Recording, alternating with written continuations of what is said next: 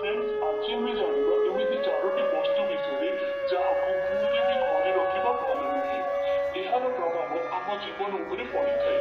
प्राय केते वस्तु एमती होता है जहाँ आमको बहुत आकर्षित करता है घर को सुंदर रखापी आम एमती बहुत वस्तु घरे सजाई रखी था एमती केते जिनिस थाए जहाँ घरे रखा द्वारा घर उपर बहुत खराब प्रभाव पड़ी था से ध्यान रखु यही चारोटी वस्तु को भूलरे भी घरे रखु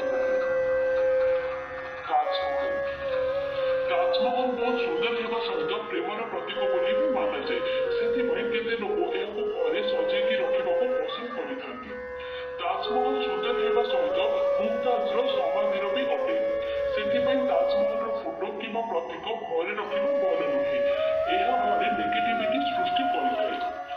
माना जाए कि एमती वस्तु घरे रखा द्वारा आमर जीवन उपर बहुत खराब प्रभाव पड़ी था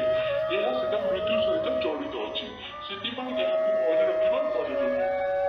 आजिकल पशु मान बहुत सुंदर सुंदर शोपीस खेलन मिली था देखा यह बहुत आकर्षित तो थाए किंतु यह आपण क्षतिदायक भी हो पारे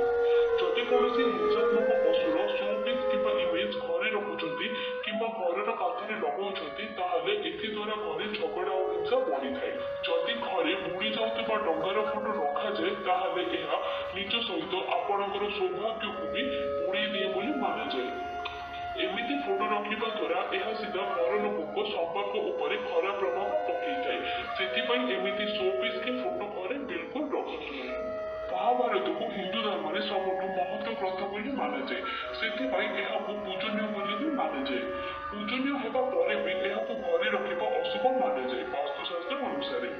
कारण महाभारत में पारिवारिक झगड़ा थिला घरे रखा द्वारा झगड़ा और चिंता लगी रही है जदि आपण अच्छी कौन मंदिर दे दिंतु।